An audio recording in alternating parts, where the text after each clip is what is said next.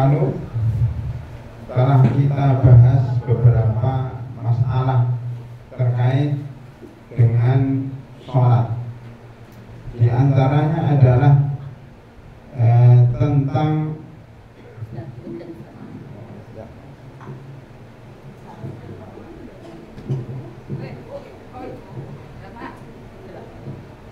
alhamdulillah suaranya sudah semakin jelas. Mudah-mudahan Bapak dan Ibu sekalian bisa mendengarnya dengan baik. Lebih baik ini atau yang tadi, Bu? Yang ini ya? Alhamdulillah. Kita bersyukur, alhamdulillah. Bapak dan Ibu sekalian, pada kesempatan pagi yang berbahagia ini kita melanjutkan kajian kita tentang tanya jawab sholat. Dan pada pertemuan terakhir telah kita bahas tentang pengajian, katanya disunahkan untuk mendekati orang yang berceramah. Apakah hal itu ada dalilnya? Maka jawabannya bahwa tidak ada dalil secara khusus, tetapi ada satu hadis yang menganjurkan para makmum untuk mendekati imam, baik ketika sholat maupun ketika di luar sholat, ya. Sebagaimana yang terdapat di dalam hadis Samurah binti Jundub radhiyallahu anhu, bahwasanya Rasulullah SAW bersabda, "Uhduru adzikra." Hadirilah majlis-majlis taklim. Jadi zikir itu maknanya ilmu. Majlis zikir artinya majlis taklim. Fas'alu ahlal dzikri artinya tanya kepada ahli ilmi, bukan kepada orang yang suka zikir. Zikir maknanya itu ilmu. Uhduru adzikra, hadirilah majlis ilmu. Wadnu minal imam, dekatilah imam.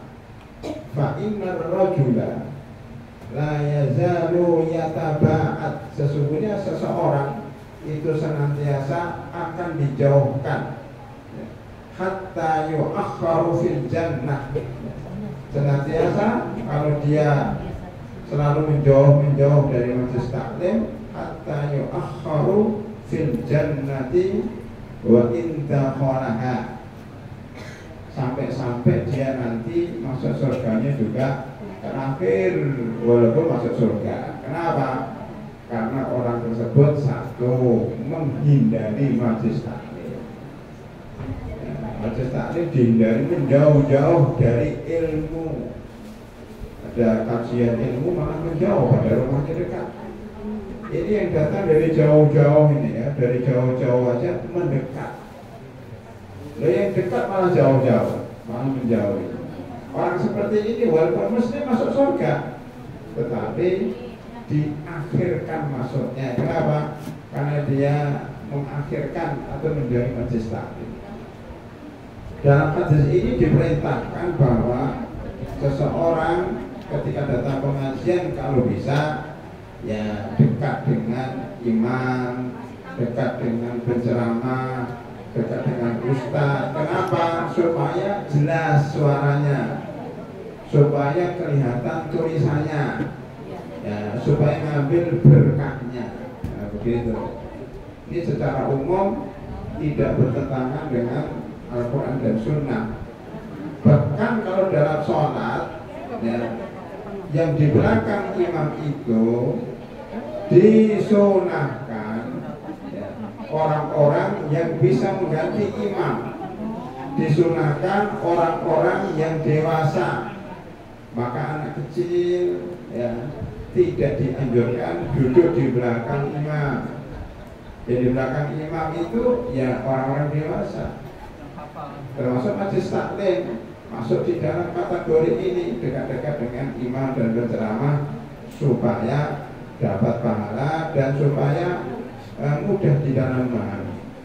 Bahkan di dalam suatu riwayat disebutkan ada dua kelompok yang tidak akan belajar. Siapa itu? Satu, orang yang malu, pemalu. Justru masuk masjid, ini ada majelis taklim, enggak, saya malu. Malu masuk majelis taklim. Akhirnya dia mundur, mundur bahkan pulang. Yang kedua, mutakabir, orang yang sombong. Ngapain? Kata dia, ngapain saya datang ke majelis taklim, saya sudah pintar. Ini orang yang tidak akan belajar selamanya. Makanya kalau ditanya apakah disunahkan untuk mendekati orang yang berceramah, jawabannya ya, disunahkan. Dalilnya apa? Dalilnya yang saya bacakan tadi, hadis yang menunjukkan sunnahnya mendekati imam atau berceramah secara umum, ya. Kan di dalamnya ada banyak manfaat. Baik, terus kalian, pertanyaan berikutnya, pada waktu sholat isya saya melihat ada anak atau ada sesuatu yang agak lucu, ya, anak lagi tengkar atau ada kucing yang lagi bermain-main. Kemudian saya merasa ingin tertawa, terpaksa saya senyum. Apakah senyum itu membatalkan sholat? Jawabannya, kalau cuma senyum tidak membatalkan sholat. Kalau tertawa membatalkan sholat, ya, karena tidak ada dalil, ya, yang menunjukkan bahwa senyum itu membatalkan sholat. Tidak ada hadis yang menyatakan bahwasanya Rasulullah SAW bersabda, at-tabassumu yubtilu sholat, senyum itu membatalkan sholat. Nggak ada. Tetapi ada hadis yang melarang seseorang itu berbicara. Ya. Berbicara itu maksudnya mengeluarkan huruf. Ya. Jadi bicara, Bu, ya, saya bicara, kan keluar huruf. Dan huruf ini biasanya memahamkan. Tertawa itu ada hurufnya. Ibu-ibu kalau nulis di WA, bapak-bapak, kalau tertawa maka hurufnya apa? WK, WK, WK, WK, WK, WK, WK, WK, WK, wak, wak, wak, wak, wak.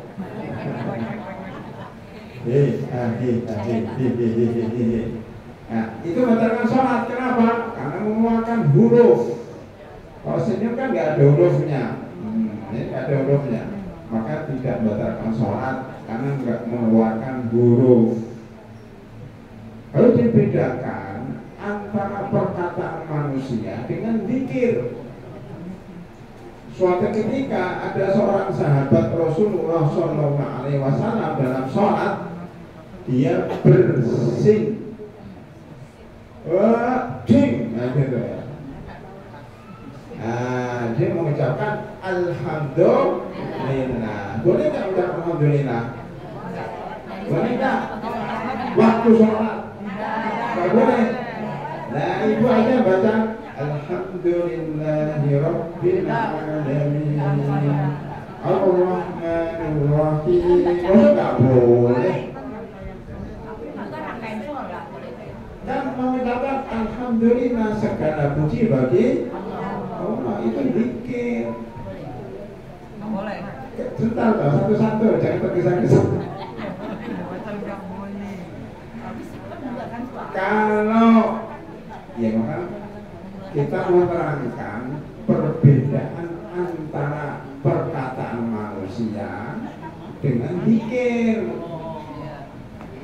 Kalau bapak-bapak melihat imamnya salah, gimana ucapannya, Pak? Weh, salah Pak Imam.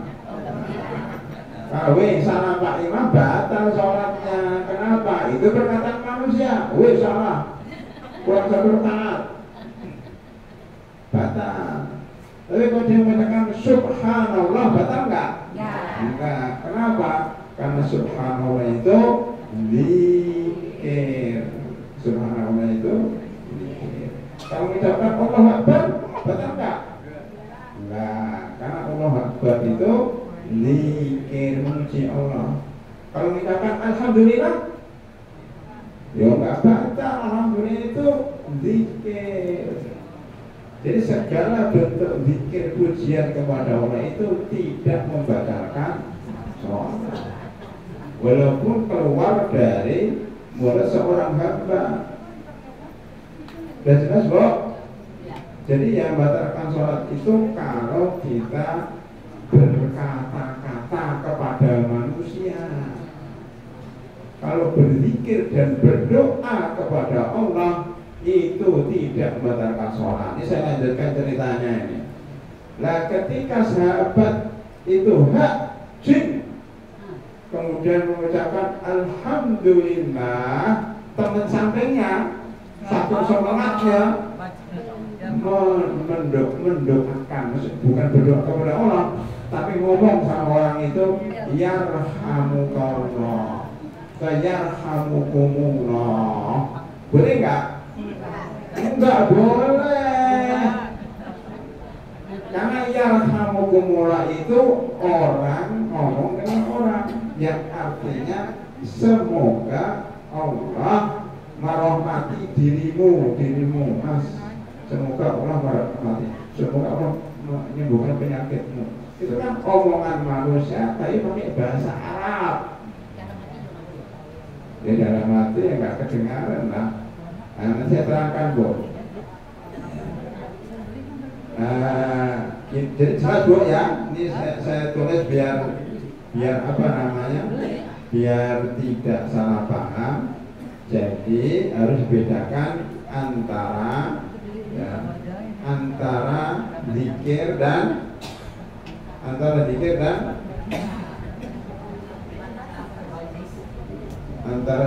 dan perkataan manusia.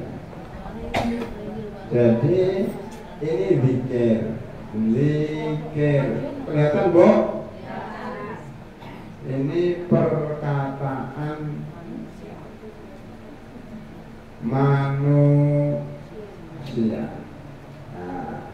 Zikir itu adalah memuji Allah Subhanahu wa Ta'ala. Ya, seperti apa? Seperti subhanallah, seperti alhamdulillah, seperti Allahu Akbar. Itu zikir.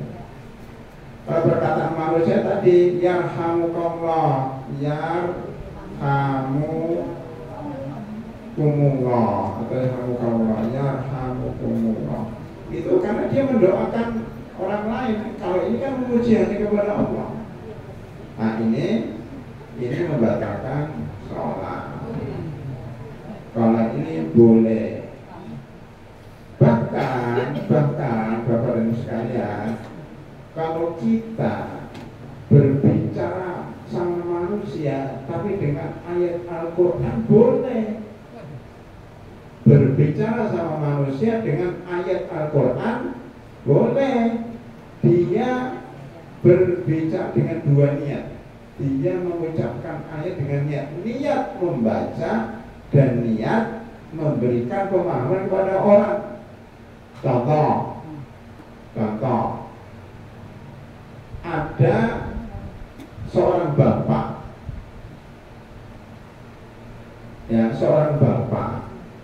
mempunyai anak namanya Yahya. Bapak itu kepengen ambil buku, tetapi dia dalam sholat. Allahu Akbar, ada buku yang diambil, ada Yahya lewat, dia membaca surat Maryam. Ya Yahya khudil kitaba biquwwatin wa atainahul hukma sabiyya. Wahai Yahya, ambillah kitab. Loh, batal enggak? Tidak, karena dia baca Al-Quran yang maknanya wahai Yahya, ambillah kitab. Nah, itu membaca Al-Quran sekaligus meminta anaknya mengambil kitab. Atau ada rombongan tamu ketok-ketok pintu, tok. Ya. Kemudian dia izin masuk lagi sholat sunnah, maka dia membaca udkhulu Misra insyaallah amin. Masuklah Mesir dalam keadaan aman, itu dalam surah Al-Baqarah. Maka masuklah tamu itu. Nah, dikecengin. Nah, itu dibolehkan menurut sebagian ulama karena aslinya Al-Quran. Tapi Al-Quran itu mengandung makna yang dipahami orang yang ada di sampingnya. Itu dibolehkan, gitu kan? Karena dia tidak bercakap-cakap sama manusia, dia hanya baca Al-Quran, cuma maknanya bisa dipahami orang yang ada di sampingnya. Gitu Pak ya? Nah itu dibolehkan. Ya kita. Itu mah yang ngerti artinya Pak. Itu kalau orang Arab, iya paham artinya. Orang pondok atau orang tahu bahasa Arab. Kalau orang nggak tahu bahasa Arab, apa ini baca Al-Quran, nggak paham saya, ya sudah. Karena dia memang wajib baca Al-Quran. Oleh karena itu ibu-ibu tidak boleh dalam sholat itu menggunakan bahasa Indonesia. Dan kalau berdoa, Ustaz, berdoa tidak boleh pakai bahasa Indonesia, harus pakai bahasa. Kalau sholat pakai bahasa Indonesia namanya Islam Nusantara. Islam Nusantara itu saudaranya ibu kota Nusantara. Saudaranya IN dengan IN. Makanya pakai bahasa Arab. Loh kalau sujud, lagi sujud Ustaz kepingin berdoa, doanya pakai doa Al-Quran dan Sunnah. Rabbana atina fid dunya hasanah wa fil akhirati hasanah wa qina adzabannar. Rabbana hab lana min azwajina wa dzurriyyatina qurrata a'yun waj'alna lil muttaqina imama. Dari Al-Quran dan As-Sunnah tadi, Allahumma inna as'aluka ilman nafi'an wa rizqan thayyiban wa amalan mutaqabbala. Rabbana inna na'udzubika min jahdil bala wa darakis syaqa wa su'il qada wa syamatatil a'da. Itu boleh dalam sujud, ketika duduk, sebelum salat itu juga boleh. Tapi yang penting pakai bahasa. Doa sendiri juga boleh pakai bahasa Arab. Allahumma inna as'aluka ridhaka wal jannah boleh. Allahumma inna as'aluka al jannah boleh. Loh Ustaz, saya banyak keinginan nih. Ya saya kepengen supaya anak saya lulus dalam ujian, anak saya supaya dapat jabat jodoh, anak saya supaya cepat punya anak. Gimana? Ya nanti setelah selesai sholat silakan berdoa. Ya. Tapi doanya tetap paling baik adalah dari Al-Quran dan Sunnah. Itu Bu ya. Jadi sujud tidak boleh berdoa pakai bahasa Indonesia. Nanti ada bertanya lagi, Ustaz, dalam hati boleh enggak? Sujud berdoa dalam hati. Kita jawab, sholat itu harus membaca. Membaca itu cirinya terucap, mulutnya bergerak, minimal bergerak komat kamit. Apa Pak? Komat kamit ya, mulutnya. Yang dengar hanya dirinya. Itu maksud mendengar dirinya sendiri itu begitu, mulutnya komat kamit, bukan melamun. Melamun itu mulutnya diam aja.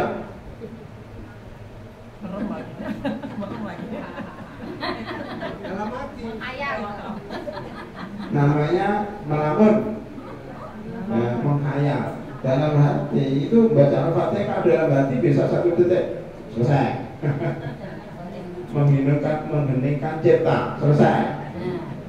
Belum apa udah selesai karena melamun. Jadi nggak ada namanya mengheningkan cipta itu.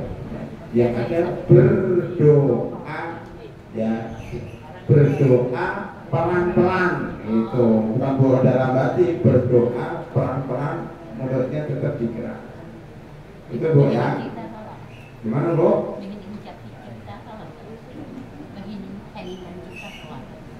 Ya menurut saya nggak ada menginginkan cipta, adanya berdoa atau merenung. Ya saya coba Ya. Ya, jadi nanti kalau bersama-sama marilah kita bersama berdoa pelan-pelan. Nah, gitu. Jadi bagaimana Nah sekarang ini pertanyaan berikutnya, Ustadz, ketika saya masuk masjid tiba-tiba azan dikumandangkan, mana yang lebih afdal, mendengar azan atau sholat tahiyatul masjid? Pertanyaannya, masuk masjid itu mendengarkan azan atau sholat tahiyatul masjid? Mana yang lebih afdal?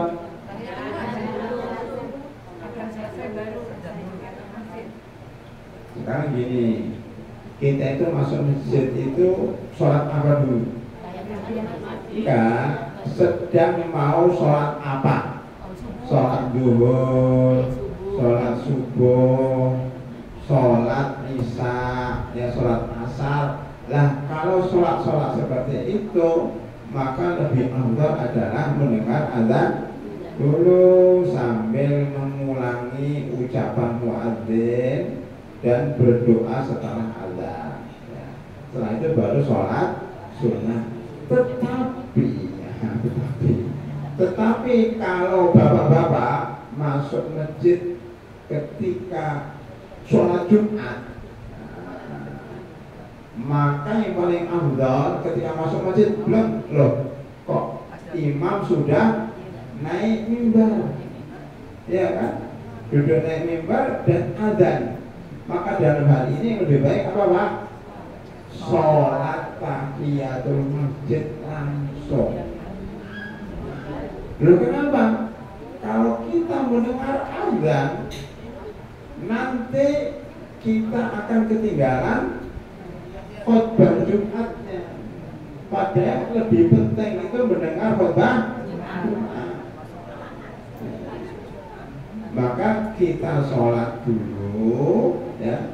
Nanti doanya terakhir, doa habis azan terakhir, dan kita mendengar khutbah dari awal. Jadi tidak ketinggalan khutbah Jumat. Karena ada sebagian ulama mengatakan bahwa sholat Jumat itu adalah ringkasan daripada sholat duhur. Dua khutbah itu sampai dengan 2 rakaat. Kemudian 2 sholat itu 2 rakaat berikutnya. Itu ada berapa rakaat, Bu?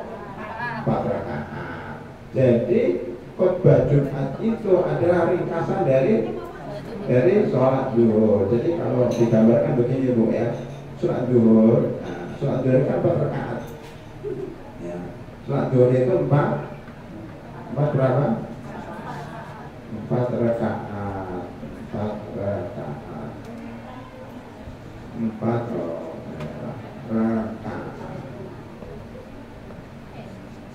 Nah, 4 rakaat. Nah ini Bu, 4 rakaat ini duanya 2 khutbah. Ininya 2 rakaat sholat. Jadi 2 tambah 2 4. Itu 4 rakaat duhur. Ini duhur Bu maksudnya ya. Sebagian ulama mengatakan seperti itu. Makanya ditanya, apakah boleh dijamak antara sholat Jumat dengan sholat asar? Bapak-bapak, apakah boleh dijamak antara sholat Jumat dengan sholat asar? Kenapa tidak? Ya, kenapa tidak bisa? Loh, kan Jumat itu katanya ringkasan daripada duhur. Berarti boleh dijamak antara sholat Jumat yang merupakan ringkasan sholat duhur itu dengan sholat asar. Apalagi dia dalam keadaan musafir. Musafir itu nggak sholat Jumat pun nggak apa-apa. Jadi kalau dia musafir duduk di situ niatnya dengan ceramah, nggak sholat Jumat juga nggak apa-apa. Nanti dia sholat sendiri 2 rakaat atau sholat Jumat bersama imam ditambah 2 rakaat asar. Itu satu pendapat. Pendapat lain mengatakan bahwa musafir itu tidak sholat Jumat, boleh tidak sholat Jumat kalau sedang berjalan naik mobil, naik kereta, naik pesawat. Tapi kalau dia sedang duduk di rumah, walaupun musafir, di hotel, di rumah bibinya, di rumah pakdenya, di rumah budenya, di rumah pakleknya, di rumah buleknya, di rumah keponakannya yang jauh, dia wajib sholat Jumat karena dia walaupun musafir kan tidak sedang berjalan, maka sebaiknya ikut sholat Jumat. Pendapat ketiga mengatakan bahwa sholat Jumat itu tidak boleh dijamak dengan sholat zuhur, sholat asar. Kenapa? Kata mereka sholat Jumat itu sendiri. Sholat Jumat itu bukan sholat zuhur. Dia punya ritual sendiri, punya aturan sendiri yang tidak sama dengan sholat zuhur. Itu perbedaan para ulama ya Pak ya. Jadi kalau kamu ingin nyari yang lebih sesuai dengan kondisi kita, kondisi musafir, ya sholat Jumat boleh dijamak dengan sholat zuhur, sholat asar, karena sholat Jumat sendiri bagi musafir tidak wajib. Wallahu a'lam bishawab. Itu kira-kira ya. Jadi nanti kalau ada orang berpendapat nggak boleh, ya nggak apa-apa, itu pendapat dia. Ya, itu ya. Sholat 2 hari raya kan, kan juga 2 khutbah. Itu kan ibu-ibu suka kena tuh, itu kemana tuh? Oh, bertemu antara sholat Id dengan sholat Jumat? Bukan, kan 4 rakaat, 2 kan khutbah. Ya. Apa termasuk masih rukun kayak itu? Ya, harusnya 4 jadi dibikin 2-2. Begini, ya saya jelaskan dulu ya. Sholat Jumat sebagian ulama, selalu saya kan sebagian, kan tidak semuanya setuju. Sebagian orang mengatakan kalau bapak-bapak ini datang ke sholat Jumat, ya, kemudian sampai masjid, kok imamnya sudah tahiyat akhir ya, 2 rakaat ada tahiyat, maka bapak harus melengkapi berapa Pak? 4 rakaat. Nah, ini juga menguatkan bahwa sholat Jumat itu ringkasan daripada sholat zuhur. Buktinya kalau terlambat itu nggak dapat khutbah Jumat, hanya dapat sholat akhir yang 4 rakaat. Itu Jumat. Adapun sholat Id, sholat itu beda, walaupun sama dengan Jumat, tapi dia bukan pengganti sholat zuhur. Dia sholat duha lah mestinya kan. Cuma mirip dengan pelaksananya dengan sholat Jumat. Maka ada yang mengatakan sholat Id itu 2 khutbah kayak sholat Jumat. Nah, tapi ada yang mengatakan hanya 1 khutbah. Maka kalau saya diundang oleh masjid, Ustaz sholat Id, saya tanya biasanya di masjid itu Pak, itu 2 atau 1? Itu saya tanya. Kalau 2 saya ngikuti 2, kalau 1 alhamdulillah gitu. Saya suka yang 1 karena ringkas, selesai, sekali selesai. Nah, perbedaan para ulama Pak ya, yang mengatakan bahwa khutbah Idul Fitri itu 2 karena dianalogikan dengan Jumat. Kalau yang mengatakan khutbah Idul Fitri Idul Adha itu 1 karena memang Rasulullah Shallallahu Alaihi Wasallam cuma sekali. Loh, kenapa 2 kali? Bagaimana pendapat ulama yang mengatakan 2 kali? Itu mentakwilkan Rasulullah itu khutbah sekali di laki-laki, khutbah sekali di perempuan. Jadi 2 katanya. Ya, biarlah mereka berbeda pendapat, tetapi kita milih salah satu pendapat. Maka tadi kalau ditanya sholat Id, ibu-ibu kemana tadi? Ibu-ibu kalau sholat Id terlambat, ya sudah 2 rakaat saja. Nggak sholat Id saja nggak apa-apa. Kalau terlambat, ya sudah sholat sendiri atau nggak sholat sampai lapangan sudah bubar, ikut balik lagi. Gitu aja. Bisa sholat sendiri.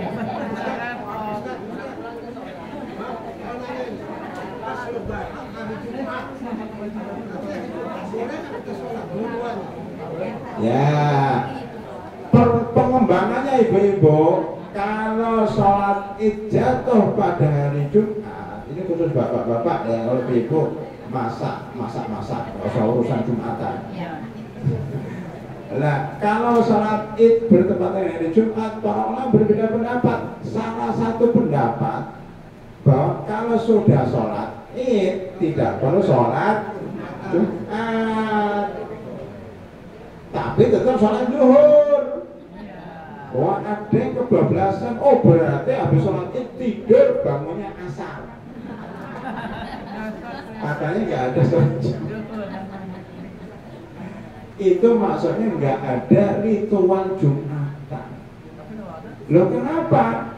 Karena maksud dari Jumatan itu sudah terwakili dalam sholat id. Apa itu? Berkumpul banyak orang, kemudian ada khutbah 2 kali atau khutbah lah, mendengar khutbah, ada sholat. Nah, kalau sholat idnya jam 8, kemudian Jumatnya jam 11, setengah 12, ini kan mengulangi aja, ribet dan susah.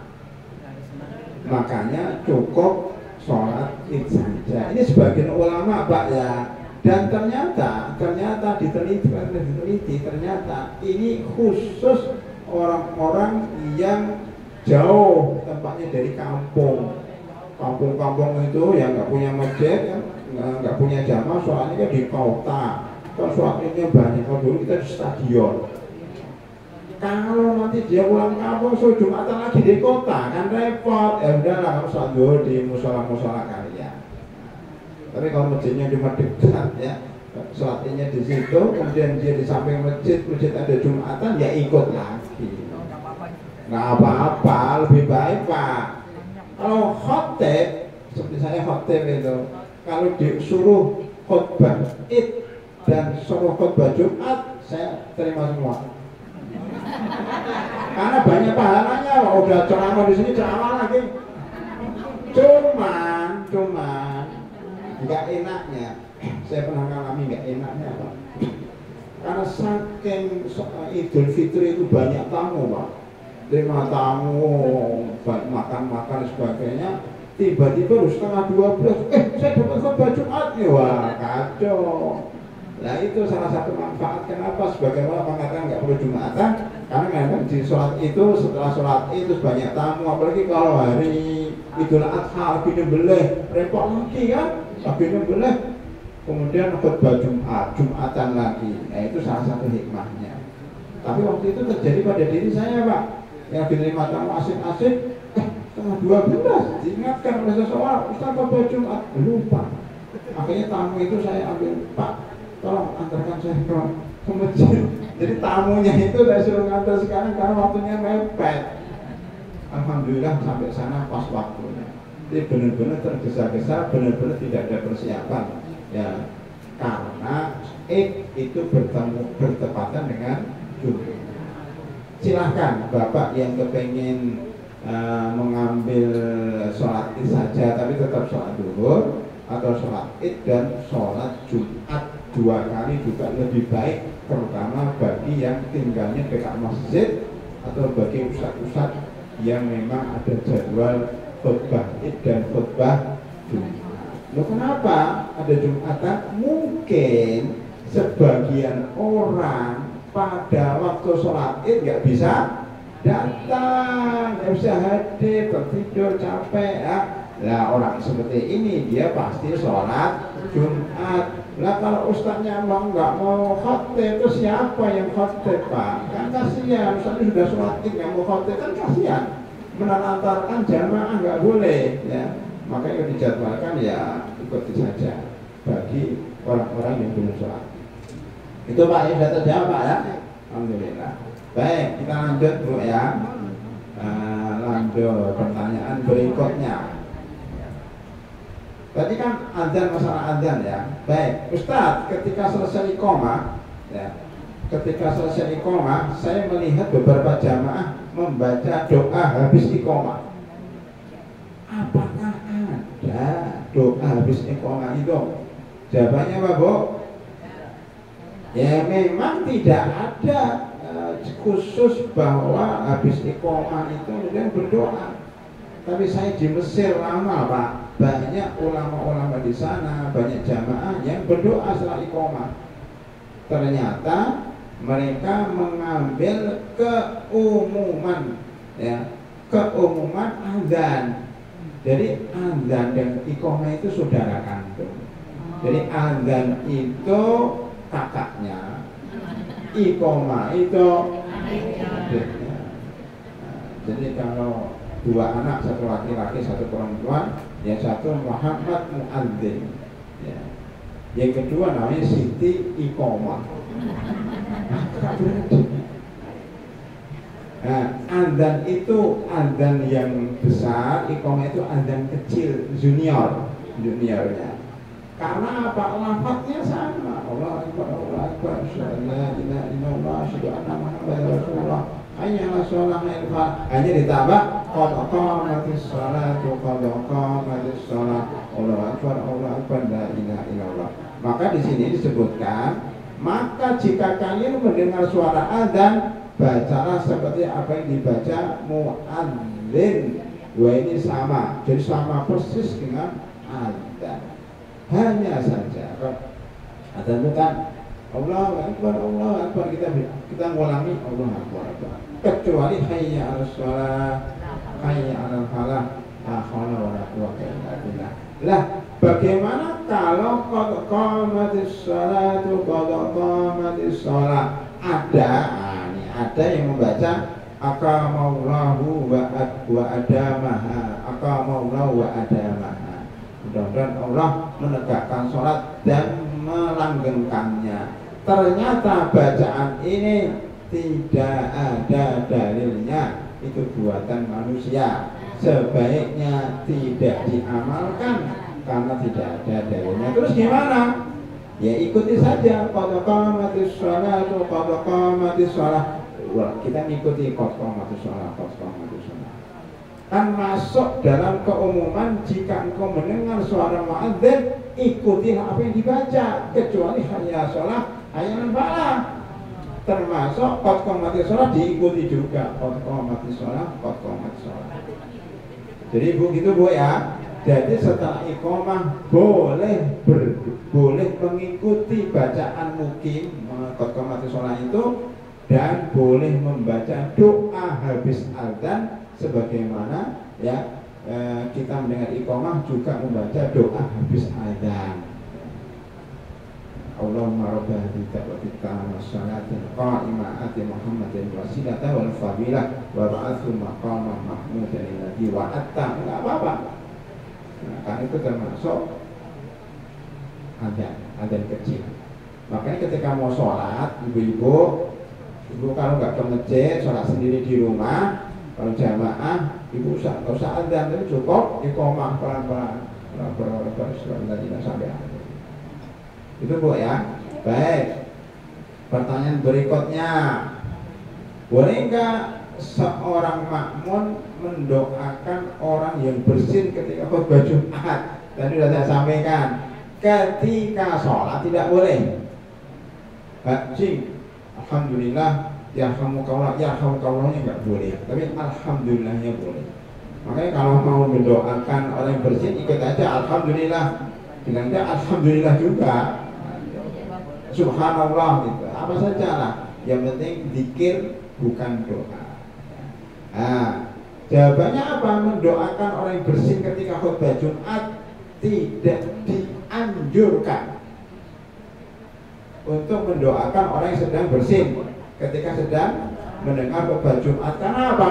Karena itu memalingkan perhatian dari khutbah Jumat. Lah kalau orang aja, ada orang bermain-main, ada orang tua anaknya main, jangan main-main, diam kamu, itu aja nggak boleh. Idza qala li sahibihi ansit fala jum'atalah. Nah gitu kan, jika seseorang mengatakan kepada anaknya, kepada temannya, diam, maka Jumatnya hilang. Bukan batal, para Jum'ata itu maksudnya pahalanya berkurang, pahalanya hilang, atau pahala berkurang kan? Wah, betul. Karena lah di situ, lah itu dalam bahasa Arab bisa bermakna la kamal, maknanya la sholata gini. Ada satu dalil lagi saya sampaikan Pak. La sholata bihadratit ta'am wala huwa yudafiul ahbatain. Wala yudafiul ahbatain. Tidak sholat ya, orang yang sholatnya di depan makanan. Ada sate, ada apa ini? Ini apa ini? Ini apa ini Pak? Nah. Allahu Akbar. Ini kalau sate, soto, itu dikatakan la sholata. Apa la sholat? Bahasa artinya la sholata apa? Tidak sholat loh. Kan dia sholat kok tidak sholat gimana? Sekarang saya tanya, la ilaha illallah artinya apa? Ada, masa nggak ada berhala? Ibu salah terjemahan itu. Masa la ilaha illallah tiada Tuhan selain Allah? Lah itu berhala-berhala itu kan Tuhan itu. Loh katanya tidak ada Tuhan selain Allah, gimana sih? Salah itu terjemahannya. Saya terangkan. Boleh terangkan itu. Wah, ini parah ini. Makanya ngaji itu supaya diluruskan, makanya ibu ngaji. La ilaha illallah. La itu apa? Tidak. Tidak itu tidak ada. Tidak ada. Ilah Tuhan, ya kan? Tuhan. Memang nggak ada Tuhan. Ada kan? Illallah selain Allah kan? Tidak ada. Memang tidak ada Tuhan selain Allah.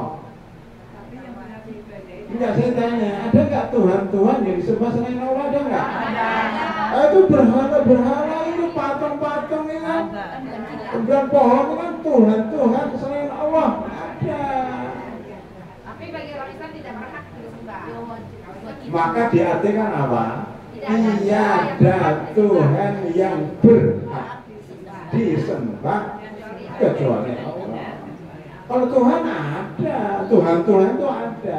Jangan dikatakan tiada Tuhan selain Allah, salah itu. Tiada Tuhan yang boleh disembah. Tidak ada Tuhan yang berhak disembah kecuali Allah. Jadi terjemahnya gitu. Itu Bu ya. Nah, sekarang tambahan di sini apa? Sekarang la sholata. Tidak ada sholat. Ada, kok nggak ada sholat? Ada, gimana sih? Kata-katanya gitu Ustaz. La sholata. Tidak ada sholat di depan makanan. Ya ada, tadi saya sholat di depan makanan. Apa? Apa? Tidak apa di sini? Tidak apa di sini maksudnya? Tidak. Tidak. Ada yang katakan tidak sah sholat di depan makanan. Nah itu nggak benar, sah. Berarti tidak. Ya. Tidak ada la sholata kamilah. Di sini tambahi tidak ada sholat yang sempurna. Tidak sempurna sholat di depan makanan. Jadi la di sini ya bukan la nafiyah, bukan meniadakan, tapi la nafiyatan lil kamal, meniadakan kesempurnaan. Jadi tidak sempurna, kurang afdal kok sholat di depan makanan. Makanya kalau sholat makanannya disingkirkan, ya di depannya ada tembok, di depannya ada apa gitu. Atau sholat termasuk la sholata bihadrati televisi. Jadi tidak sholat sempurna di depan televisi, apalagi lagi ada sepak bola antara Indonesia dan Singapura, kan gitu. Atau Indonesia dengan siapa yang kalah itu? Allah Akbar.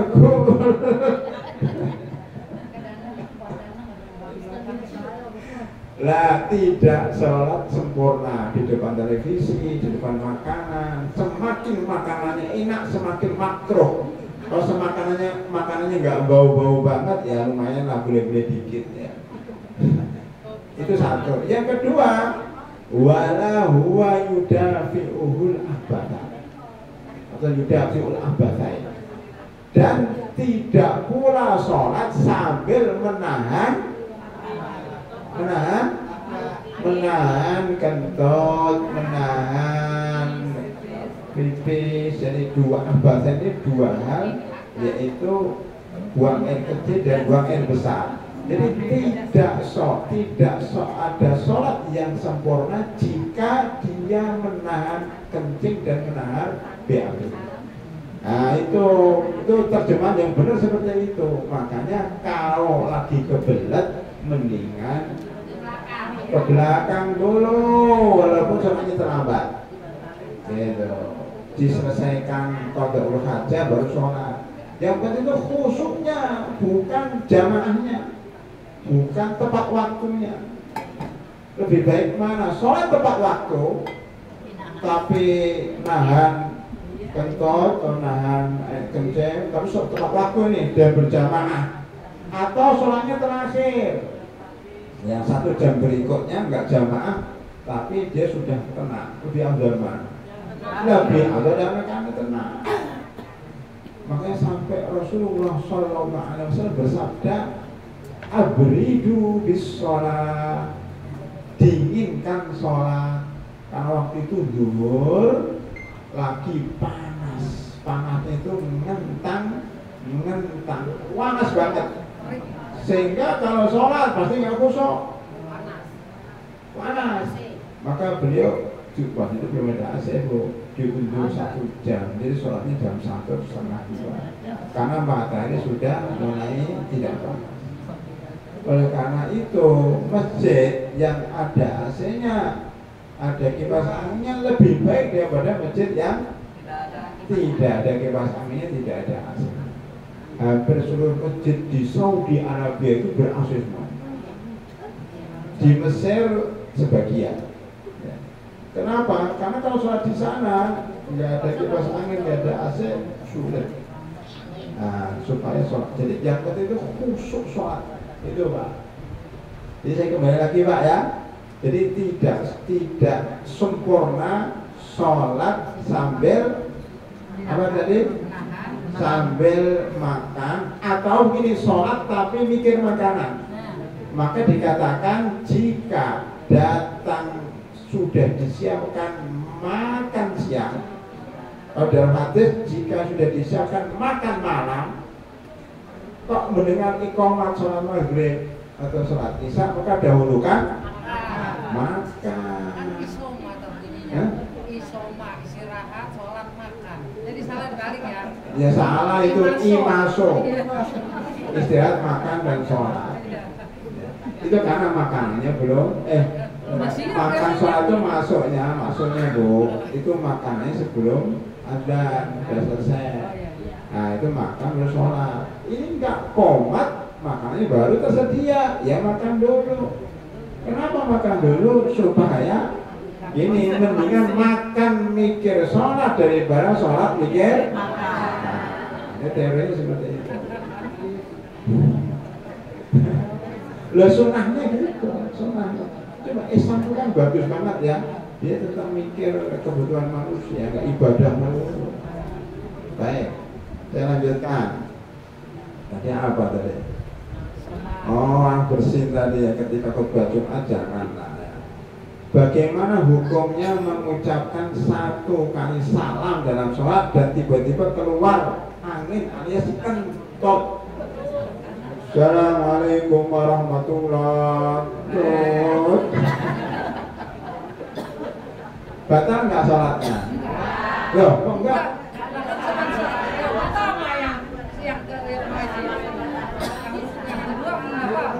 Hah? Mana? Oh, terbalik. baca. Ibu-ibu pintar ya. Minum dulu.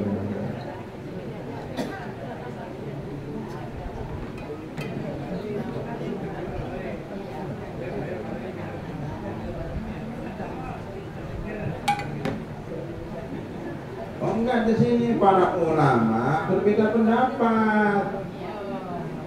Hanya saja mayoritas ulama mengatakan bahwa rukun sholat itu hanya sekali salam. Itu mazhab Syafi'i juga begitu. Rukun sholat itu taslimah al-ula, salam sekali. Jadi salam 2 kali itu sunnah. Lah yang menarik adalah ketika orang makmum masbuk. Nah, ini ibu ya, gimana cara gambarkannya? Oke, gambar biar ibu jelas. Ya, ada ini ibu atau bapak-bapak ya. Jadi makmum, ini imam, itu kan?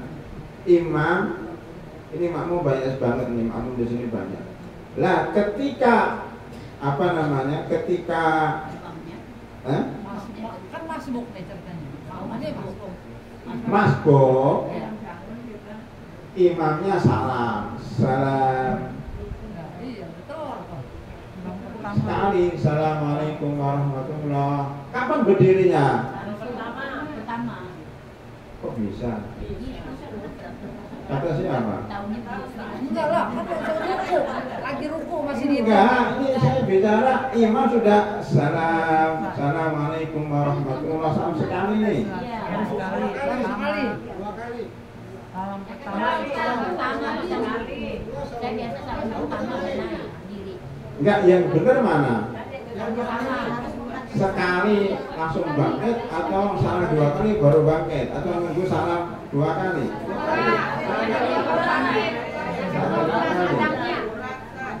Nah, di sini terjadi perbedaan. Kalau kita mengikuti rukun, mengikuti fikih hukum ya, maka sebaiknya ketika salam assalamualaikum warahmatullahi langsung naik. Udah selesai. Itu kalau fikih. Kalau itu mengikuti hukum fikih, ngapain dia tunggu? Udah selesai kok. Ngapain tunggu apa? Tetapi ada sebagian orang nanggung, biarin dulu salam 2 kali selesai baru dia naik. Kenapa?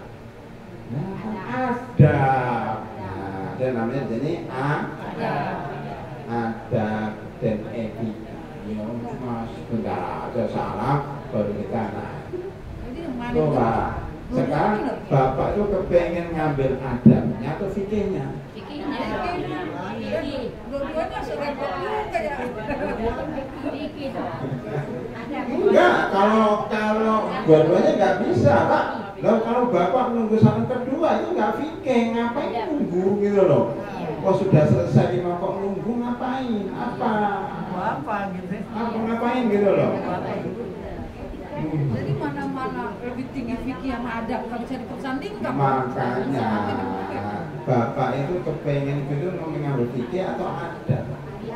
Ini penting loh, fikih dan adab ini. Nggak bisa dibandingkan.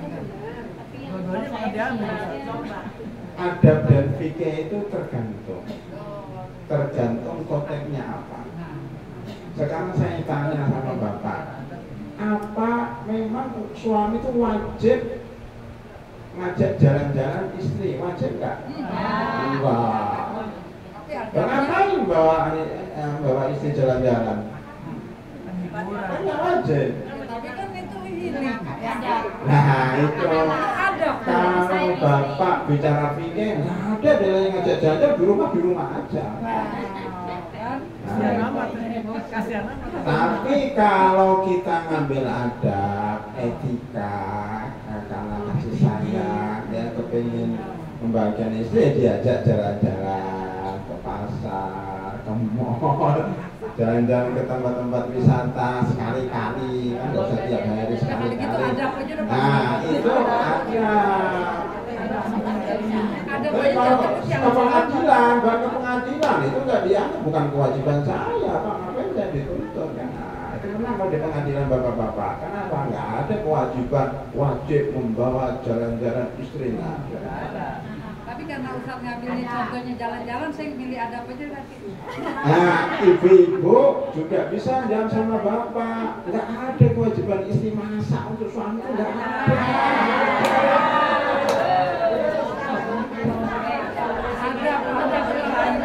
Nggak ada kewajiban istri itu masak, nyetrika, bersih-bersih, itu nggak ada. Udah, istri itu ya tidur aja sudah, tidur makan tidur aja. Makanya bapak kalau kepingin sayang sama istri ya nyewa pembantu, ya bayar bapak bukan istri. Biar istri tidur aja, nih pembantu, istri tidur, pembantu yang bersihkan. Nah itu baru keren tuh, suami yang keren. Kalau mau bersihkan nyuci pakai laundry ya bayar suaminya, itu baru keren. Kalau istri harus begini nggak ada, jawab aja bu, nggak ada kewajiban tuh. Ya sudah, makanya istrinya kalau pakai fikih, suaminya pakai fikih selesai, gitu kan? Ini nggak usah diajak-ajak, ini nggak usah nyuci, akhirnya kering, keluarga itu kering, nggak ada kasih sayang, tidak ada kerjasama, tidak ada itu kalau hanya fikih saja. Makanya Imam Syafi'i mengatakan apa? Ya, kun faqihan wa sufiyan. Kata Imam Syafi'i begitu, kun, ya, bahasanya gini, kun itu jadilah, jadilah faqihan, ahli fikih, wa sufiyan, ahli sufi di sini itu bukan orang sufi ya. Jadilah ahli fikih yang beradab, ahli fikih yang etika, yang punya etika. Ketika kita bicara fikih dipertimbangkan adabnya, dipertimbangkan etikanya. Jangan menjadi salah satunya, nah, gitu. Jangan menjadi salah satunya saja. Kenapa? Kalau dia ahli fikih dan tidak punya etika, maka asal nanti dia akan menabrak semuanya hitam putih, tidak ada etika seperti yang terjadi di negara kita. Keputusannya begini-begini nggak ada etikanya, gitu kan? Banyak itu. Hukum Islam maupun hukum positif itu sama. Ya, maksudnya sana itu ada etika hukum itu ada etik namanya ya. Orang dengan etik itu ada kode etiknya. Kemudian kalau hanya beradab maka dia menjadi orang bodoh. Ini beradab tapi nggak tahu hukum, maka jadi orang bodoh. Makanya digabung jadi satu. Fakih, orang yang berilmu tapi ada etika, juga etika kami berilmu. Nah itu penting. Sehingga ketika memutuskan hukum itu dilihat etikanya, dilihat kondisinya, kearifan lokal juga. Nah itu perlu. Jadi pahami Pak ya. Nah, saya kembali lagi kepada yang makmum tadi. Ini perkataan Imam Syafi'i ini ya. Ini perkataan siapa? Imam Syafi'i. Jadilah ahli fikih yang beradab, janganlah jadi salah satu saja. Wasufian ini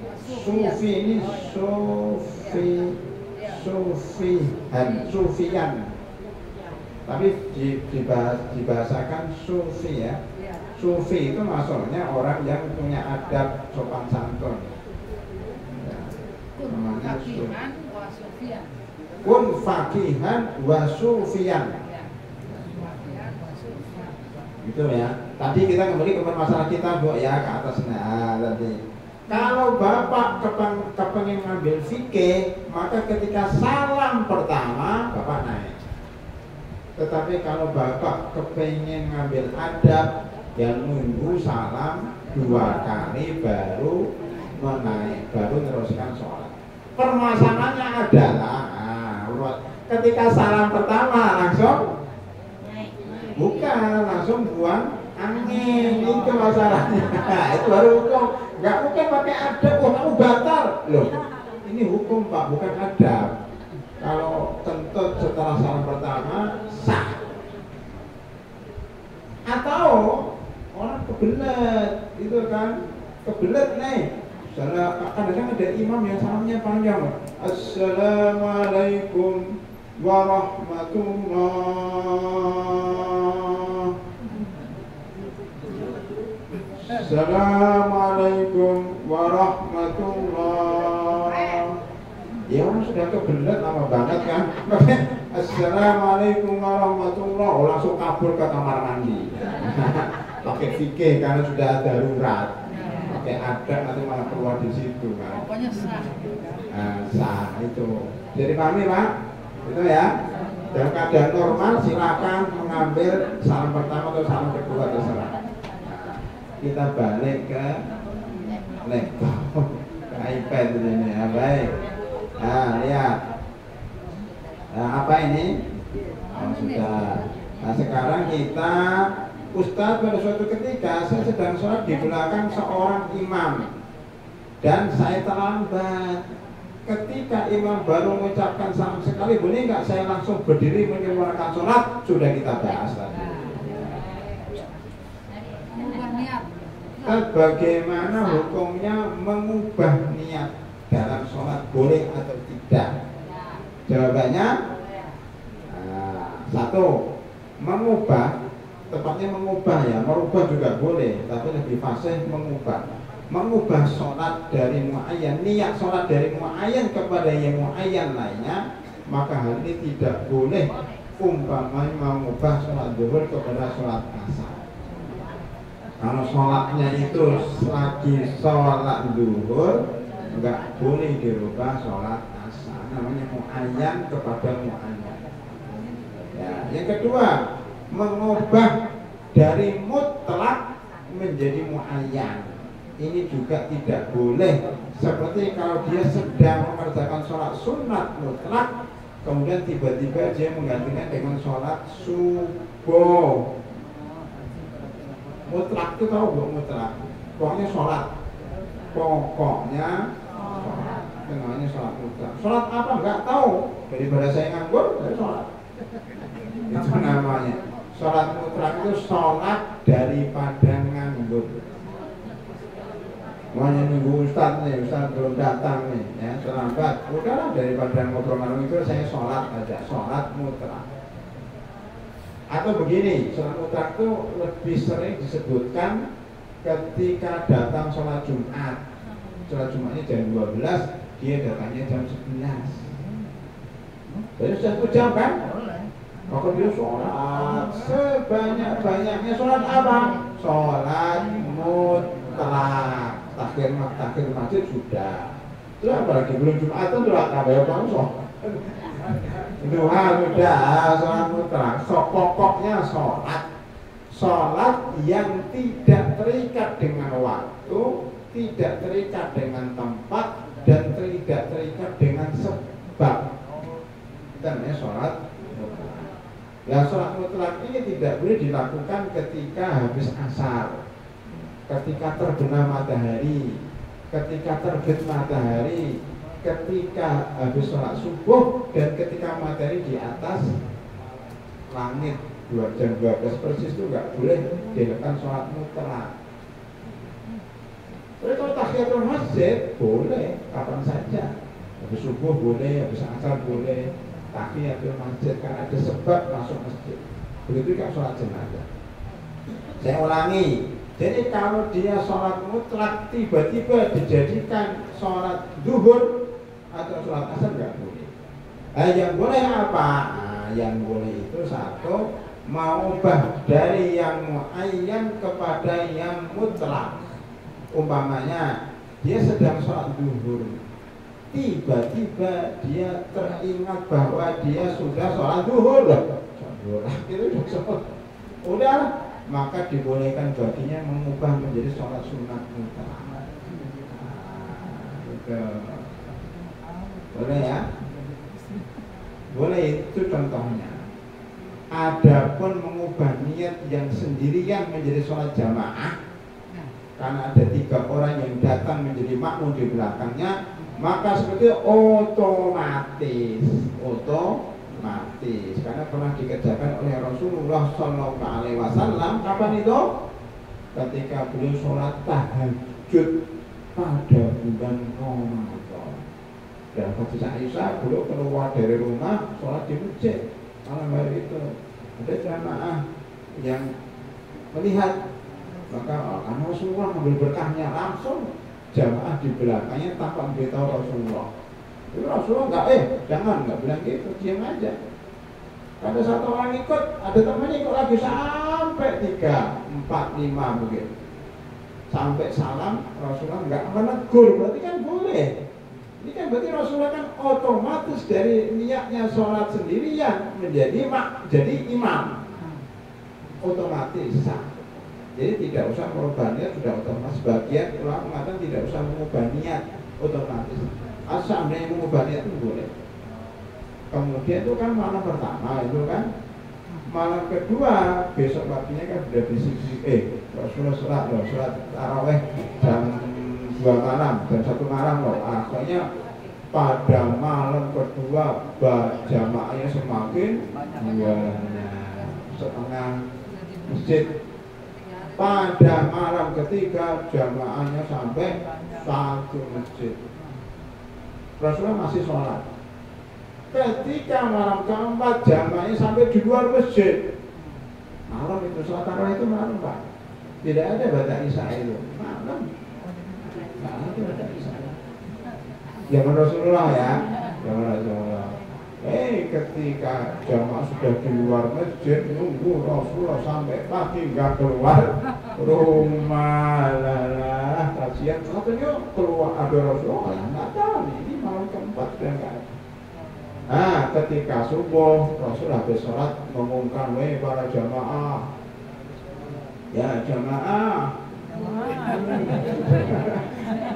saya tahu kalian tadi malam nunggu sampai bludak keluar masjid. Saya tahu, cuma saya biarin. Loh kenapa ya Rasulullah? Karena kalau saya sholat terus sampai akhir Ramadan, nanti khawatir wahyu turun mewajibkan sholat tarawih malam hari. Kan sudah diwajibkan, kalian pasti tidak kuat. Makanya saya itu sayang sama kalian. Kan itu Rasulullah itu sayang sama kita, nggak memberatkan umat. Semenjak itu tidak ada sholat tarawih berjamaah lagi sampai beliau wafat. Itu ceritanya Pak. Jadi dari mana itu sholat tarawih baca isya sama Ramadan? Begitu ceritanya. Maka pada zaman Abu Bakar Siddiq 2 tahun 1 periode ini nggak nyampe, beliau sakit meninggal, nggak ada sholat tarawih. Abu Bakar Siddiq ada sholat tarawih. Nah pada zaman Umar Khattab itu kan berapa itu? 10 tahun ya. 10 tahun beliau itu 2 periode. Lah pada 5 tahun pertama ya ada sholat tarawih. Nah pada periode kedua tahun ke-6 belum lihat ke orang sholat sendiri-sendiri di masjid malam hari itu sama sholat. Wah ini nggak bagus. Udahlah, saya beristihad kata Umar, ayo kumpulkan jadi sholat jamaah aja jadi imam 1 orang. Kemudian beliau mengatakan ni'mal bid'ah hadhihi, ini sebaik-baik ide yang bagus. Ide baru yang bagus yaitu mengumpulkan orang untuk sholat tarawih berjamaah. Pertanyaannya, Umar bin Khattab ini berbuat bid'ah atau tidak? Umar bin Khattab berbuat bid'ah atau tidak ibu-ibu? Karena nggak dilakukan oleh Rasulullah SAW. Jawabannya begini, sebenarnya itu pernah dilakukan oleh Rasulullah SAW selama 3 malam. Kenapa nggak dilanjutkan? Karena takut turun wahyu. Ketika beliau sudah meninggal dunia, berarti wahyu tidak akan turun lagi, berarti boleh dong melanjutkan apa yang pernah dilakukan oleh Rasulullah SAW. Jadi Umar bin Khattab itu sebenarnya mengikuti sunnahnya Rasulullah SAW yang hanya tiga malam saja. Jadi nggak bid'ah. Amal tahajud itu bukannya bisa. Iya itu tak ada kata Isa itu. Mana riwayatnya kata Isa? Cuman begini. Kalau hari ini diumumkan ibu-ibu nanti sholat tarawihnya jam 2 malam, kira-kira yang datang berapa orang? Sebaris. Akhirnya syiar Islam, syiar Ramadan itu nggak ada. Maka untuk mempermudah segala habis sholat isya, mumpung belum pulang, yuk kita langsung sholat tarawih yang 11 rakaat setengah jam. Bacanya Qul huwallahu ahad sama li'ilafi Quraisy. Kepada Rasulullah itu bacanya surat Baqarah, surat An-Nisa, surat Al-Imran sampai bengkak-bengkak. Itu enggak kita ikuti, kita ikuti yang 11 rakaat aja. Jadi ikuti sunnah setengah-setengah. Jadi maksudnya itu sejarahnya. Jadi boleh sholat tarawih baca Isya, nanti dilanjutkan malam hari, boleh. Tidak mesti 11, tidak mesti 11. Boleh nambah, boleh kurang, boleh enggak sholat. Kita tengkar 11, enggak sholat aja boleh kok. Kan sunnah. Sekarang ibu-ibu sebaiknya sholat sunat di masjid atau di rumah ibu-ibu? Hah? Di rumah. Kata siapa? Baik-baik sholat di rumah. Pernah umroh. Pernah haji. Saya tanya, waktu umroh dan haji sholatnya di mana?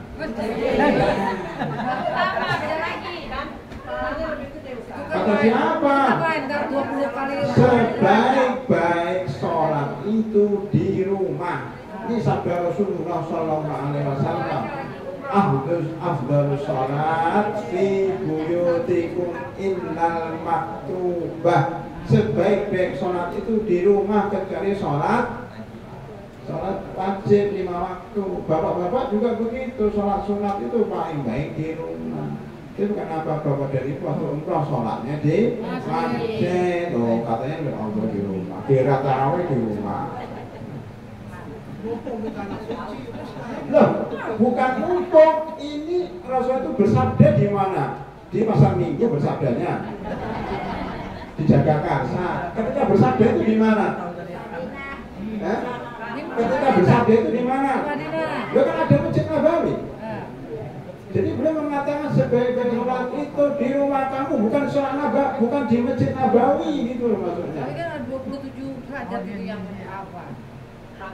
Itu yang laki-laki, kan tidak ibu-ibu. Jadi kita di hotel aja.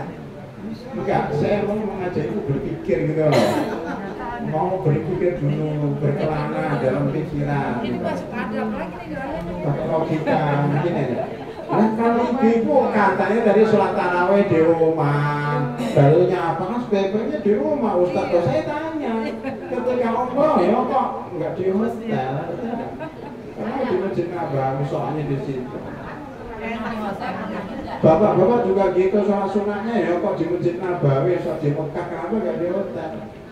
Bukan sebaik-baik sholat itu di rumah, kecuali sholat 5 waktu. Menikmati Ustaz, menikmati Masjid Nabawi. Itu Enggak, fikirnya. batia. Nah, makanya makanya kita katakan sebaik-baik sholat kalau bulan Ramadan itu sholat tarawih di masjid.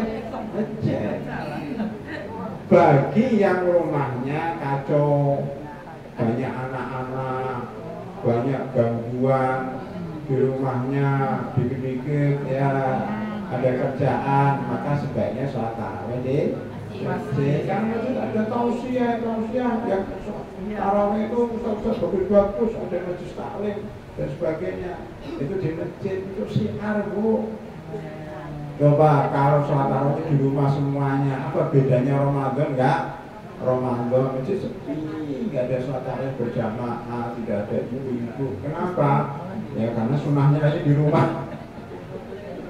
Wah, akhirnya Ramadan sepi seperti bulan yang lain. Ramadannya lebih banyak kan.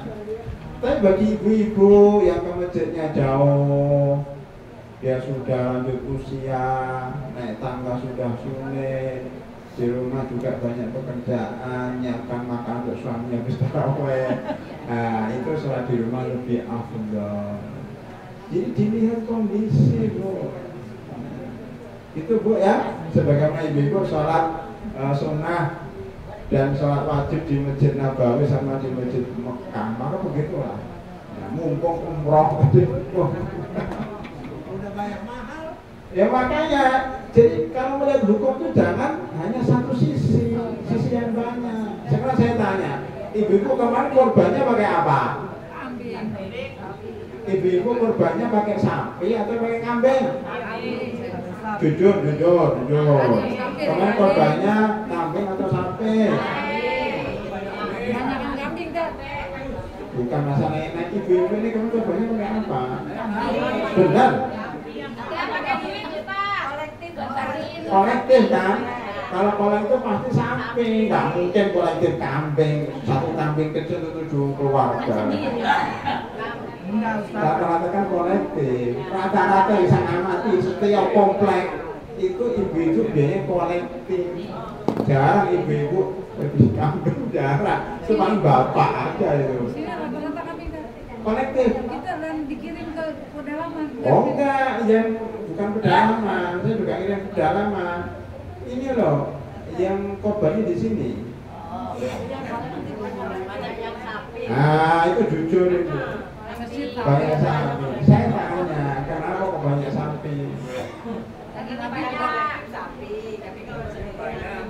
Sendiri kambing.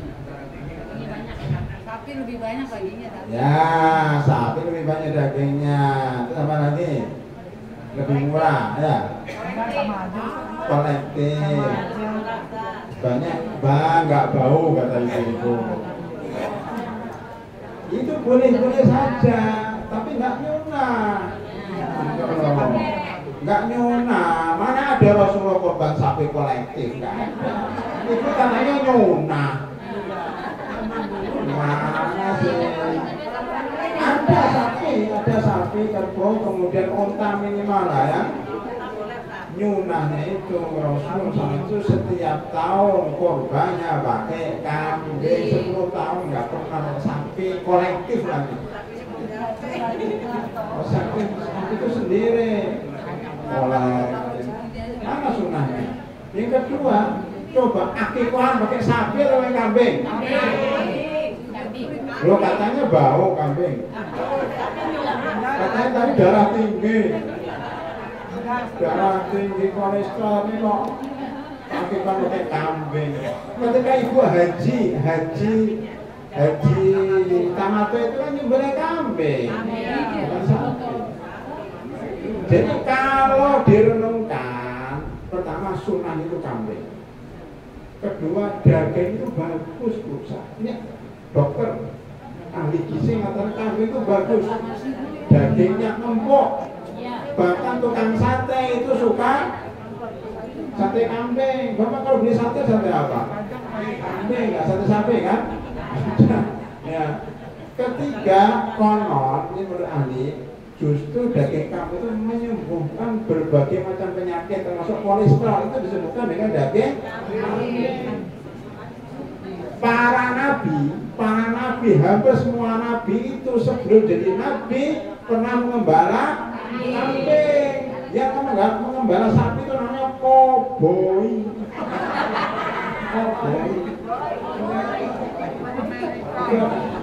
Itu mengembala sapi. Lah yang makan sapi orang koboi. Nah begitu maksud saya gini loh, Bu. Sunnah iya sunnah, oke kambing. Cuman karena kambing di Indonesia itu sebagian nolak. Ini kan kita pengalaman, kita beli kambing itu baik, enggak, saya nggak mau ganti daging sapi. Jadi masyarakat itu masih masyarakat yang awam, tidak paham manfaat daging kambing, tidak ada tidak tahu manfaat sunnah dan sebagainya, sudahlah kita mengikuti masyarakat, sudah akhirnya banyak yang korban sapi karena ngikutin masyarakat, terutama ibu-ibu udahlah sapi. Tapi kalau bisa merubah kami lebih baik. Nah kemarin saya tuh khotbah di suatu masjid, ya, dia mengatakan Ustaz di sini kambing nggak terima. Saya bilang astagfirullah. Kenapa? Ribet, nyembelihnya ribet, dagangnya dikit, kan gitu. Padahal sunnahnya itu 7 orang Pak.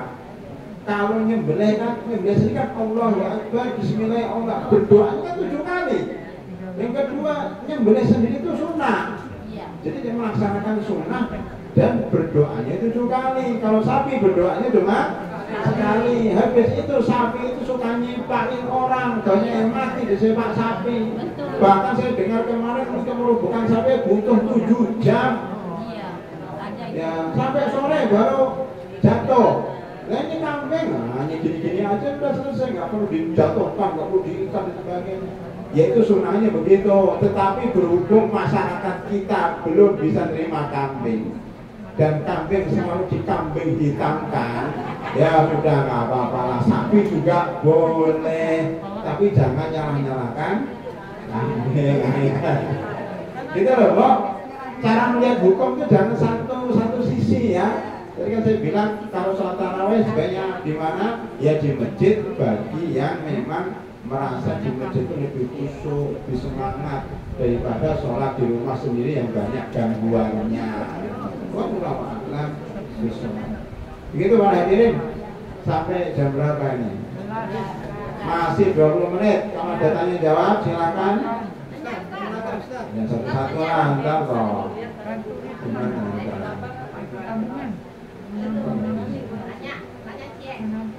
Jadi ini sudah selesai nih. Tadi sebentar sholatnya. Baik, kalau ada pertanyaan silakan. Kalau enggak ya saya lanjutkan. Mengenai sholat qashar Ustaz. Ya saya tulisnya biar semuanya tahu. Mengenai sholat qashar. Sholat qashar. Jamak Qashar ini ada yang jamak qashar, ada yang qashar ya. Apa pertanyaannya Bu? Kalau kita dalam perjalanan, misalkan ada yang mau berpendapat kalau kita sholat qashar itu diperbolehkan kalau kita pergi ke satu tempat sekian jaraknya gitu. Tapi ada juga yang berpendapat kalau kita namanya udah keluar rumah, kita ada punya safar, walaupun cuma ke Depok kita udah boleh mengerjakan sholat qashar. Nah itu gimana tuh Ustaz pendapatnya? Walaupun rumahnya Depok. Nah, Tujuannya itu kan kita lokasi dalam perjalanan sudah apa tuh namanya? Itu boleh mengerjakan sholat qashar gitu. Zuhur sama asar di kosong pulang. Qashar. Gini Bu jawabannya, jarak. Nanti soalnya ada dalam tanya jawab. Jarak yang kita dibolehkan untuk qashar, karena syarat sholat qashar itu harus musafir. Syarat qashar itu harus musafir. Kamu nggak musafir nggak boleh. Ini syarat mutlak harus musafir. Kapan seseorang dikatakan musafir? Nah ini masalahnya. Para ulama berbeda pendapat sampai 18 pendapat. Daripada kita pusing, kita ambil mayoritas ulama saja yang rata-rata mengatakan ya jarak qashar itu kalau melewati sekitar 80 km kira-kira, maka dikatakan musafir. Ditambahkan lagi musafir itu adalah yang membawa barang, ya bawa barang, ya bawa kulkas, bawa apalah pokoknya itu, bawa barang tas, ya, barang itu tas ya, maksudnya tas isinya pakaian dan sebagainya, bukan barang dagangan, bukan tas dan perbekalan untuk ganti pakaian dan sebagainya, itu musafir. Makanya selain musafir dan di bawah 80 km sebaiknya nggak usah di qashar. Tadi mengatakan musafir itu kalau menginap, ya menginap di rumah orang dan sebagainya atau di hotel itu musafir. Makanya kalau hanya kerja, ini banyak. Dulu saya itu sering mengisi di perusahaan-perusahaan BUMN kayak Telkom, kayak PLN, kayak Garuda, kayak KPK dan sebagainya. Itu sebagian pegawainya dari Bogor, dari Depok, dari Bogor, dari Tangerang. Itu mereka pagi berangkat naik kereta KRL itu, nanti sampai Gambir namanya, dia naik Gojek, nanti pulang begitu juga tiap hari. Jam 6 pergi, pulangnya jam 5 sore. Itu kan lebih dari 80 km. Kalau PP. Ya PP dan nggak PP ada yang jauh jaraknya. Anggap saja itu jaraknya jauh. Ya. Jadi Rohimahullah itu tidak dikatakan musafir karena apa? Dia kerja harian. Berbeda kalau orang Jakarta ke puncak nginep itu musafir karena dia kerja, dia musafir bawa barang-barang nginep. Makanya kalau orang pegawai ini nggak boleh kosong. Kenapa? Karena dia tiap hari juga yang pengajian di Jagakarsa dari Depok, dari Jakarta, dari mana ke sini, ya nggak boleh kosong. Wah dia nggak musafir, nah itu musafir ke sini. Nah, kan enggak, maka nggak boleh dikosong. Jadi apa? Harus sholat biasa. Itu Bu ya, harus biasa. Dan kalau sholat musafir itu biasanya 3 hari sampai 4 hari, karena Rasulullah Shallallahu Alaihi Wasallam dulu ke Mekah, ya, itu lebih dari 4 hari. Kalau 4 hari itu tidak dikatakan musafir, itu di Mekah. Ya, makanya yang karena itu kalau dia berniat mukim setelah 4 hari, maka dianggap mukim, tidak dikosong lagi. Kalau nginep suatu tempat ya lebih dari 4 hari, maka dikatakan mukim, nggak kosong lagi. Intinya sekarang banyak orang menggampangkan, dikit-dikit ke pengajian kosor, nanti kesana lagi kosor, karena dalam perjalanan menggunakan dalil Abdullah bin Umar atau satu sahabat atau sebagian riwayat itu baru 4 farsakh atau sekitar berapa mil gitu, ya udah dikosor. Ya memang ada pendapat, tapi untuk selamatnya kita ngambil pendapat mayoritas ulama menggunakan kilometer, 80 kilometer. Gitu Ibu ya? Itu Bu ya. Ada juga sebagian dulu saya sekolah di Madinah itu, mereka sekolah di Madinah 4 tahun kosor terus. Parah banget ini orang ini. 4 tahun kosor, nanti ngekos namanya Putri Bu Syarifah di Malaysia kosor terus tiap hari. Itu udah mukim, yang mukim nempatin nyewa di situ udah mukim. Santri, pengajar itu mukim semua. Mukim itu tidak mesti sesuai dengan KTP. KTP Ibu di Jakarta KTP apa? Tidak mesti di domisili kadang-kadang kan. Maksud dikatakan musafir selama hidup kan enggak. Jadi mukim itu bukan berarti tinggal di tempat akhirnya, bukan. Nah, saya dulu lahirnya di Klaten, ke Jakarta saya musafir terus selama 10 tahun. Yang sekolah di Madinah 4 tahun, di Al-Azhar di Malaysia, ya dia mukim, bukan musafir. Gitu Bu ya. Baik, tadi Bapak sekarang, Bapak tadi katanya ada yang ya, silakan. Kita sholat sama teman-teman, masalah sholat itu jatuh, batal nggak? Ambil air, Kain melorot. Sama teman laki-laki. oh sarung. Ya, ditarik oleh dia, copot, itu batal nggak kita? Bisa. Perbaiki. Copot, Tapi copot jatuh. melorot. Iya, Melorot. jatuh auranya terbuka. Ya, Nggak pakai celana dalam. detail banget. Lah kali kayak di Loh, itu hukum itu kan detail, oh. Ya kan dia pelorot sarungnya, dia pakai celana panjang, pakai kolor, ya nggak masalah. Kalau dia diperbaiki lagi batal. Gerakan itu, berapa gerakan ya Tak?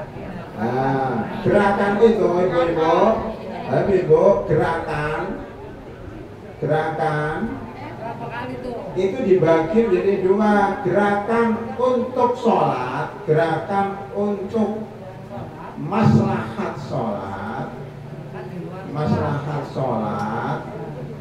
dan gerakan di luar sholat atau di luar maslahat sholat. Lah setiap gerakan untuk maslahat sholat dibolehkan selama tidak 3 kali berturut-turut. Contohnya, ya, Bapak, ini tulisannya nggak perlu aja ya, baik, contohnya, ini orang sholat, ya kan? Kemudian di sini ada orang duduk lagi zikir, dia sholat. Tiba-tiba yang duduk ini pindah, pulang dia, ya kan? Berarti depannya kan kosong. Lah kan depannya kosong, dia maju mendekati tembok, boleh nggak? Boleh. Sebagaimana ada shop kosong, maka dia masuk depan shop itu boleh. Karena apa? Untuk kemaslahatan sholat, ya. Boleh mengisi shop yang kosong yang ditinggal jamaah, yang jamaah itu batal, maka kita maju. Banyak bapak-bapak yang tidak berani maju takut sholatnya batal, boleh. Contoh kedua, HP berdering, ya berdering. Nah, suatu ketika saya pernah ada daurah dengan para ustadz di puncak, di tempat villa yang sepi, kemudian sholatnya di basement, di bawah. Sholat subuh itu, Allahu Akbar, baru Alhamdulillahirabbil alamin. Di belakang itu terdengar suara apa? Dangdang. Begitu bunyinya, dangdutan koplo.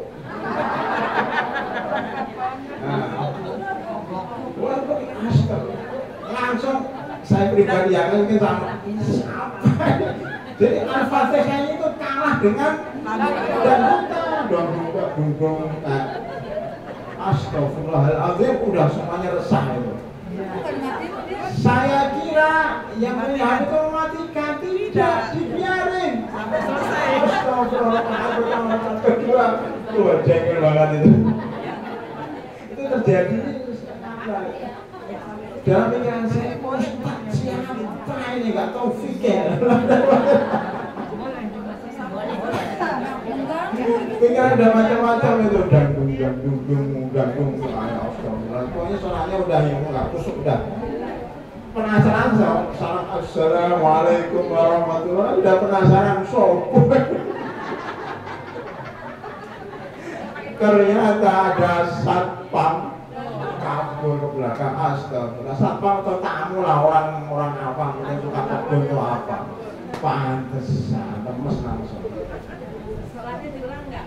Yang mengulangi gimana kan nggak batal sholatnya, cuma pahalanya berkurang karena nggak khusyuk. Itu ada yang ulang sholat, tapi ya Allah, itu hati kita tersesat. Yaitu Pak, gara-gara tidak ikut pengajian al-Itqan, tidak mengikuti tentang fikih sholat, itu gara-gara itu Pak. Karena menganggap kalau matikan HP itu membatalkan sholat, padahal kan boleh ambil HP dimatikan atau dipencet dari luar kan bisa, tak kan mati. Disadarkan kalau ingat, ini nggak ingat, lupa. Boleh mematikan HP dalam sholat jika itu mengganggu jamaah. Tadi pertanyaannya apa tadi? Oh, boleh juga ketika sarungnya jatuh, maka dipakai sekedarnya, yang penting nggak jatuh lagi. Iya, nggak apa-apa, kan darurat. Jadi kalau gini caranya, makanya cara gini Pak, pakai sekali berhenti. Kan nggak boleh, yang nggak boleh itu bergerak 3 kali berturut-turut. Berarti caranya gerak sekali, diam dulu, berapa detik, habis itu digulung satu diem, itu digulung lagi diem, udah itu kalau dong. Nah itu sebagian orang mengatakan nggak boleh karena berkali-kali, atau kalau orang melihat dia ragu itu sholat atau tidak, karena apa? Kok geraknya terlalu banyak. Ya, ya sekarang ibu-ibu dulu, jadi bapak ibu ada nggak? Kalau nggak ada bapak yang mau nanya. Udah, bapak dulu. Nah tadi kan kalau digigit nyamuk kan garuknya gimana? Oh, kau baca? Iya. Lah panjang. Kalau digigit nyamuk, Bu. Oh, kok nyamuknya dia pikirin. Bunuh dong. Bunuh dong. Ganggu itu. Tapi dia pernah bukain pintu Aisyah ya tak? Ya ini gimana Pak? Apakah ada kodok sholat yang dulu-dulu pernah ditinggalkan? Karena saya pernah dengar Ustadz ada kodok sholat dan Ustadz tersebut bilang sholat sunat, tahajud dan lainnya tidak diterima sebelum utang sholat dibayar. Ya, ini Pak, makasih Pak. Orang yang dulu pernah meninggalkan sholat dilihat dia meninggalkan sholat berapa. Jadi gini, meninggalkan sholat ya, meninggalkan sholat karena di shooting terusnya pelan-pelan aja, meninggalkan sholat dibagi dua, tahu jumlah rakaat yang ditinggalkan, maka dia wajib mengqadha sebanyak jumlah rakaat yang ditinggalkan. Semuanya selama seminggu 7 kali 5 35 rakaat diqadha. Yang kedua, tidak tahu jumlah rakaat karena sudah terlalu lama dan kebanyakan, maka ini tidak perlu diqadha. Ini diqadha, ini tidak perlu diqadha. Karena berarti berqadha cukup apa? Cukup tadi kata Ustaz tadi, sholat sunnah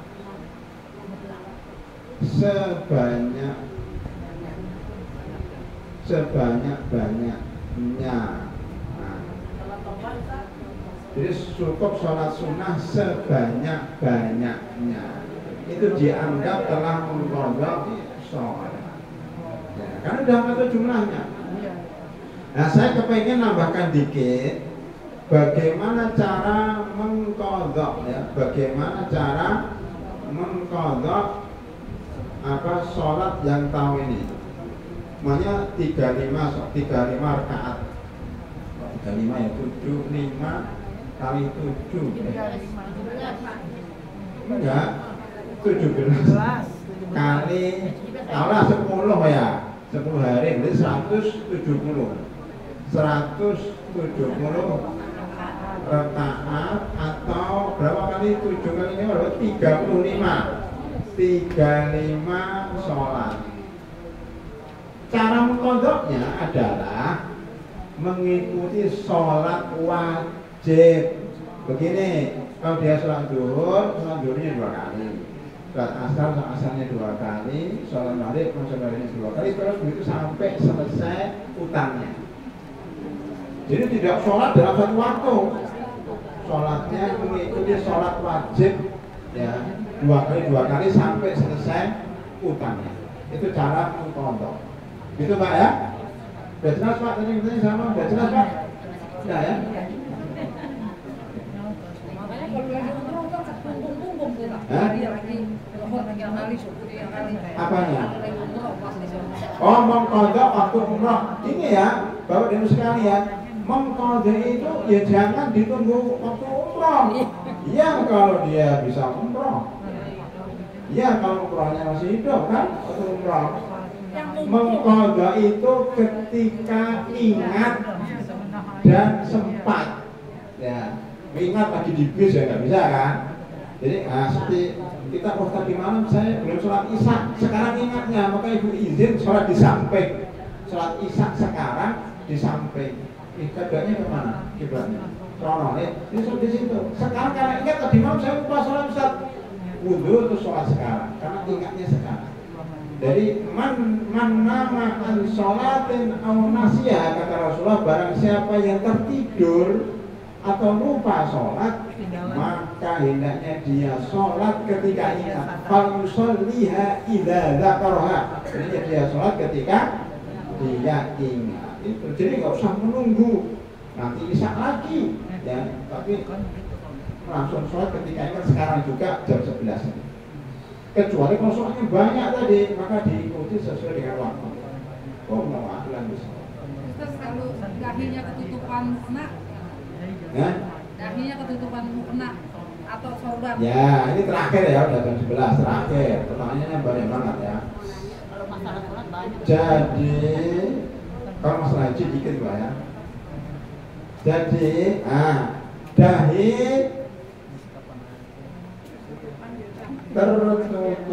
tertutup ketika sujud.